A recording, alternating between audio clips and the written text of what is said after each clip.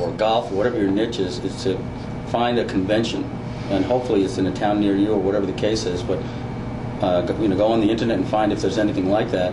And I would probably go to one of these type of events or conventions or seminars or whatever the case is. It doesn't cost you anything just to hang out in the hotel lobby for 3 days or something like that and get to know some of the experts in the field and get to know them. Ask them, after you get to know them, ask them, if they do, an interview like we're doing right now in a hotel room or maybe a teleseminar, and then, right from there you can probably create a pretty quick product and then get these people to help you launch it, and it'll all come together, tying in all that leverage, and you can start a teleseminar series and start building a list, and a lot of things you can do with a teleseminar. And we're going to talk off the record because you guys paid to watch this information, but business cards don't do joint ventures. They get stacked in my wallet and just put somewhere. So the worst thing that you can do is walk up to somebody and go, "Hi, I'm so-and-so from so-and-so.com, and if you're interested in what I got this ebook, and we can really, in the hotel lobby and the bar, you don't have to drink. Even if you don't drink, doesn't mean that you can't hang out in the bar. It's better if you don't. Yeah, no. but this just know how to buy a drink. Right, exactly. This is where the $1 million joint ventures are made, and they're made in the social settings, after hours or in between breaks with coffee and everything like that. It's worth pointing out that this DVD right here was the result of us hanging out in the front of Yannick Silver's seminar. So propers to Yannick. Well, another part of that was you mentioned earlier that you sort of did the social proof thing with all these experts are going to be coming up to the room. Do you want to be part of that? Well, sure, I'll be an expert. Why not?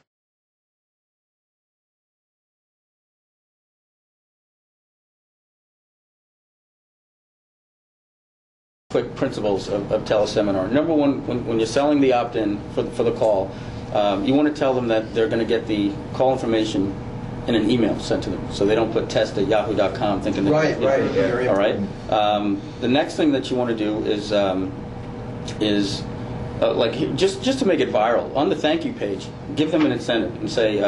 So as soon as they opt in, you say something. You have to tell a friend that says, if you have anybody that you think would be interested in this call, please let them know. And if you can enter just 3 names, we'll give you this free, whatever PDF report, that you can print out to take notes on the call or something like that. And now you get 3 people just by putting that in there, and you're going to get more people on the call. And it's easy, one step to put in. The next thing that you definitely want to do is just before the call is starting, is you want to email that list.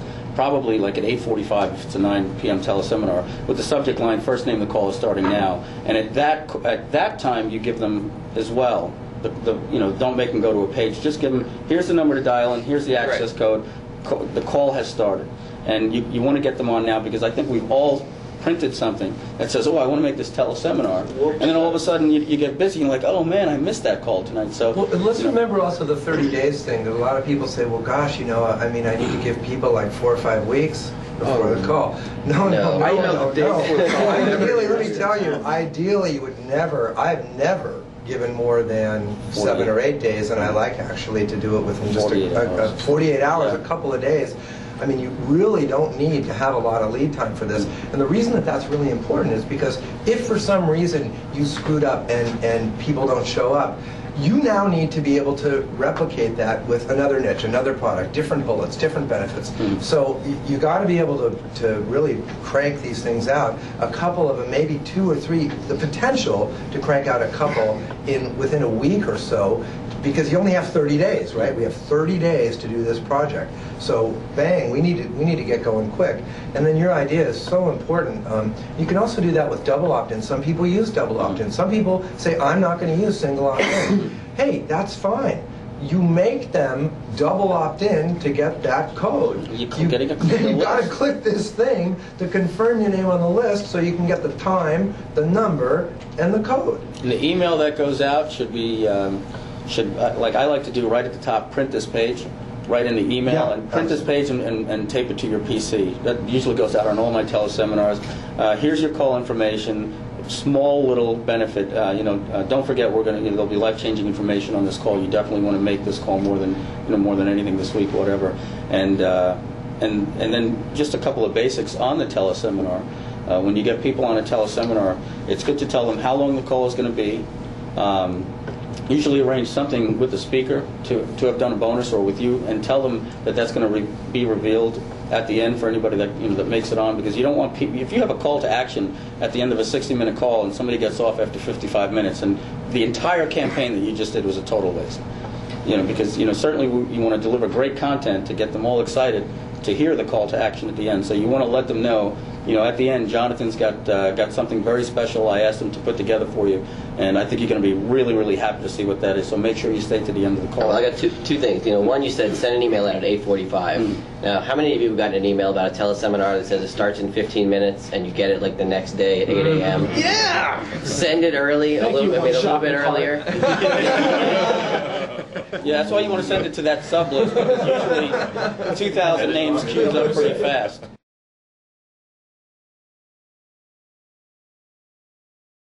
On the registration pages after somebody registers for a teleseminar. Now we're talking about generating some money pretty quickly here. Oh, you're going to bring it up. All right, this is freaking awesome! All right. So I'm talking to Telman on the phone, and Telman doesn't get excited. Yeah, I mean, he's a little bit excited. But anyway, we're talking about generating some money and one-time offers, which is something that most of the people in this room are familiar with. But he goes, look, I put this little thing on my thank you page that says do your homework. I paid $10,000 before the teleseminar happened. Do your homework. And what was do your homework? It was a link to a resale rights product or another product or their product. What I do is the person's front-end product. Okay, so here's what I do. On the thank you page, I give them the phone number and the email. I also automatically email it to them. It says, hey, be on the call, here's your information, print out this page. Oh, you need to get a fast start. If you really want to be properly prepared for this call, you need to buy onion seeds. You've got to buy this stuff. Now, there are two ways of doing this. Number one is if you're doing a call with somebody else who's already an expert and you're going to be selling their product on the end, sell one of their intro products through your affiliate link. That way you don't need to think about it and you just get a check in the mail. That's a good one. We just did that with Sean Casey recently, and we made like $10,000 before the teleseminar happened. It was great. And then the other way that I do it is if I'm going to be running it through my own processor, then I go to one of Russell's sites like the Lost Files or Self-Improvement Millionaires or whatever, and I find a product that's a resale rights or a public domain thing or rebrandable. I put my name on it. In the footer of that thing, I put a link to where we're going to be selling the bid product on the teleseminar. So I end up selling 5, 6, or 10 of my bid products, right, before the teleseminar happens. We sell. The sweet spot for homework so far is between $47 and $67, and yeah, you can do it with resale rights products or rebrandable products or whatever, or even just a resale rights product, and then you put a cover letter, like a downloadable, important instructions. Read this before you read anything else, and just have a link where they can go buy something else. Because you're getting these people, you're getting them. A lot of people think the funnel works over. We'll get them in the opt-in, give them the 7-day newsletter, you can do it in 2 get seconds. the relationship, and 9 months later, like Gary Halbert says, buyers are like porcupines in heat. If they're at your site, they're at your site for a reason. There's a reason somehow that they're on somebody's list, and there's a reason why they're interested, and they've already gave their name. So now they're in that frame.